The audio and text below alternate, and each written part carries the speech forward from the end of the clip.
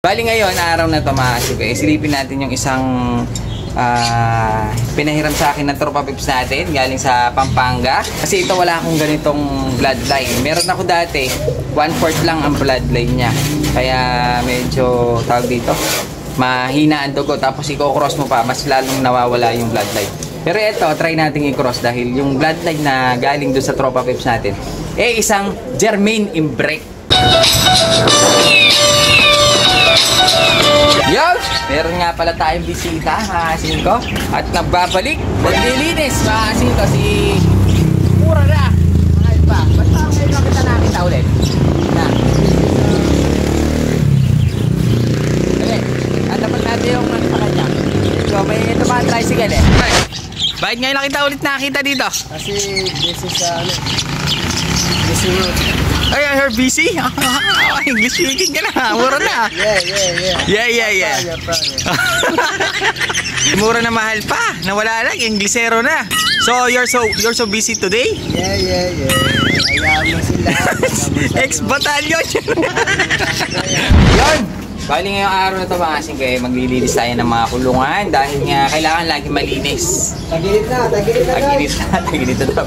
Kailangan na dito na si Mura na. Mahal pa, tagilid na guys. Tagilid na. Ulan nga eh. Yo, dahil nga medyo maulan-ulan kaya kailangan lagi tayong nililinis ng goat mga kasingko kaya ng mga cage natin. Dahil nga yung mga dumi nila lalo na nasa outdoor yung atin. Hindi naman tulad ng mga big lock na kahit na umulan hindi nababasa. Kasi sa atin kasi minsan naanggian. Kaya kailangan lagi malinis. Kasi nga tingnan nyo nangyayari yung mga dumi-dumi nila mga kasingko hindi nababasa. Ay hindi natutuyo mga kasingko. Hindi siya natutuyo. Kaya dun minsan nagkakaroon ng mga sakit-sakit pag basaan dumi. Kaya minsan dun na kukuha yung mga sakit mga kasingko kapag basa yung mga dumi ng kalapate. Tulad nito mga kasingko dahil nasa ilalim sila mga kasingko tingnan nyo yung mga droppings niya. Kahit na buo-buo siya pag natatalsikan ng tubig dahil nga nasa baba basa yung mga dumi nila. Doon sila makakuha ng mga sakit. Minsan doon sila magkakaroon ng mga adeno na mga going light kapag marumi yung paligid. Pero mas okay sana kung tag-init talaga makita mo dry na dry yung yung mga dumi nila. Kaya ginagawa ko kapag ganitong maulan kahit pa paano mga after 3 days, 4 days naglilinis kami. Lalo na ang dami kasi nito mga kasingko kaya hindi ko maharapan. Buti na lang dapat bukas pa ako maglilinis mga kasingko buti na lang dumating si Mura na. Pinalinis na natin. Hanggang doon yan pati nga pusa mga kasingko. Ganyan kasipag si Mura na. Pati pusa minsan. Araw-araw masipag yan. Pati aso, pusa, nililinis na rin niya. Minsanan, masiko kaya kanina nakapag-merienda na siya. So, ayun. Bali ngayon, araw na to masiko. Silipin natin yung isang pinahiram sa akin ng tropa pips natin galing sa Pampanga. Dahil yung ganitong ibon, wala ako. Masiko, meron ako mga Florison, yung mga pula ko. Meron akong Florison, galing by research. Meron akong Newlyman, bigay ni paring Mark Ignacio na babae.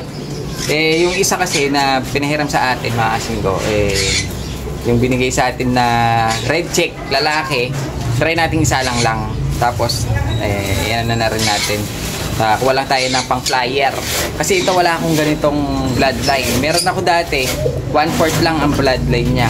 Kaya medyo tawag dito, mahina ang dugo. Tapos i-cross mo pa, mas lalong nawawala yung bloodline. Pero ito, try natin i-cross dahil yung bloodline na galing doon sa tropa pips natin isang Jermaine Imbrek. Wala tayong ganun mahal kasi mga bumili ng Jermaine Imbrek.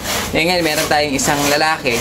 Try natin siyang i-cross dun sa mga alaga natin. Bali maghahap-hap na lang yung lahi niya. Pero good siya rin, at least meron tayong dugong Jermaine Imbrek. Bali ito yung ibon na yan mamaya sisilipin natin. Isa siyang lalaki. Nailaro siya ng Aslag, Pampanga. Singko, sa may Pampanga yan.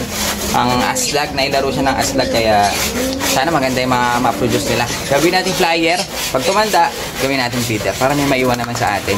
Bago siya mawala dito sa ating lugar. So ayun, bali silipin natin yung ibon habang naglilinis si Mura na. Mahal pa. Matik yan. Mura na. Mahal pa. Rap. Hindi na malayo norte. Ang kasi na norte, ang di nagbabantay, ang di nagsasabay, ang ibon, ang di nagbago. Na-miss ko, si Mura na.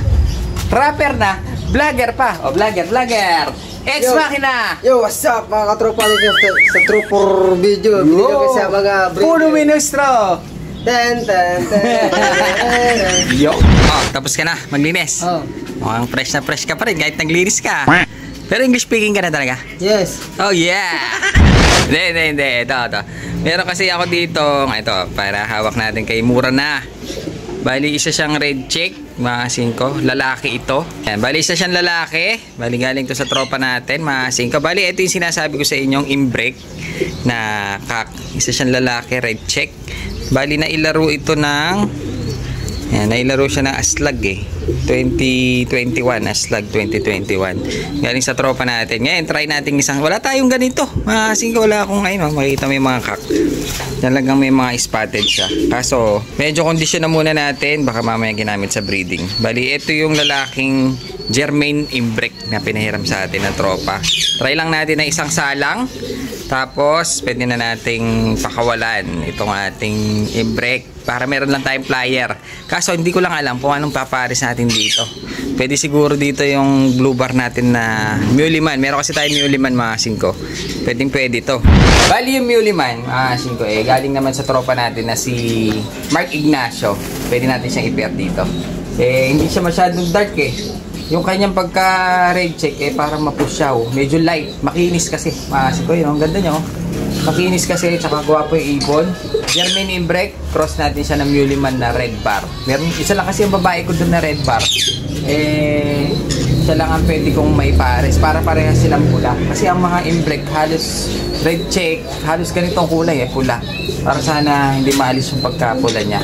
Try lang natin para meron tayong flyer. Tapos pwede nating ibalik to sa may-ari. Dahil nga galing pang Pampanga, yung may-ari nito, nailaro ng Aslag. Ay, napakaganda niya Tingnan niyo naman.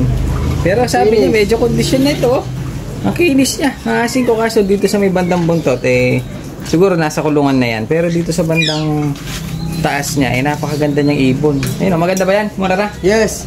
Of course. Of course. Yes, of course. Siyempre. This is so beautiful. Ha? This is, Pogi. This is a Pogi. Pogi. Ang Pogi na naman kasi maasin ko. Kahit saan mo tignan. Tignan mo. Magandang ibon Yes, kung may pera ako, bibilin sa araw ko to. Kung may pera ka, bibilin. Kung may cash. Kung may cash, kaso. Gcash pa din. Gcash lang. So, yun, bali. Tuwari, ano ba ako magbibigay sa'yo ng ganyang itsura? Gugustuhin mo ba? Yes. Na? Yes. Aalagaan mo naman. Yes naman. Yes naman. O, dahil gusto mong mag-alaga ng ganyan, wag yan. Dahil pera lang tayo. Pinahiram lang ito Dahil hawakan natin. Maganda rin yung katawan niya Ayun pwede na tumaasi kung isa lang. Kaso, syempre, hindi ko na itanong kung na-condition na to. Purgay na muna natin tapos condition natin konti. Pero maganda rin katawan niya para naman maisa lang natin dun sa ating Muleman. Yun nga pala, maasin ko yung ating, kunin mo nga yan. Yung may puti. Yan. Yung kay Don Robert, maasin ko eto pa, nandito pa sa atin. Nakausap ko siya kanina. Ayun, ang ganda niya Ito yung Don Pulube. Para sang pigeon. Pigeon talaga yan. So ayan, nakausap ko si Don Robert kanina, maasin ko parang nakapili na siya. Kaso bumili lang siya ng patuka. Dahil nga may pasok si Don Robert sa RCS, nagtatrabaho. Pero nakapili na siya. Baka bukas, pagpunta niya dito, maasin ko sasabihin na niya kung sinong napili niya. Tayo kasi hindi tayo makapili kung sinong pwedeng pagbigyan nito. Dahil hindi naman to sa atin. Kay Don Robert yan, ang sabi niya kasi siya mamimili. Siguro, meron siyang nabasa doon na medyo naantig yung kanyang puso. Kaya siguro, yun ang napili niya. Pero hindi ko pa rin alam kung sino. Maasin ko din pa rin alam kung sino pagbibigyan ni Don Robert dito sa Pero bukas, sana mapabili si Don Robert. Pero sana bukas para medyo makuha na tong ibon na to. Maasin ko dahil nga nagtagpakain Hindi, para makuha na maasin ko. Sana ma-pick up dito yung ibon. At sana medyo malapit lang sana. Kung malayo man, sana makapasyal ka. At least makilala kita. Diba? Makapunta ka dito sa pwesto namin kung medyo malayo siya. Sana makuha na. Bali bukas, maasin ko, abangan nyo. mamimili na si Boss Robert kasi nakausap ko kanina para meron na siyang gustong pagbigyan. So, yun, bali yung ibon doon na Don Pulubi, mga singko, yung kanyang pamimigay na ibon. Ano yung hawak mo? June. Para sa ito yung maliliit ang tawag doon, alien yata ito. Alien, hindi alien yan. Yan ang tinatawag na pigeon owl. Oh, di ba? Nung bata kami, pigeon owl, basta maliit ng tuka eh. Pero sa inyo, anong tawag yan? Chokpig guys. Short pick. Ano tawag din sa inyo? Chokpig. Short pick. Sipag talaga ni Mura na mahal pa, oh. Araw-araw sipagan. Yun. Kaya mo sila yung magaglan. Galing. Dito, tuloy ko lang. Tapos yung mara na. Yo, what's up mga katropa? Bili na kayong bike kit.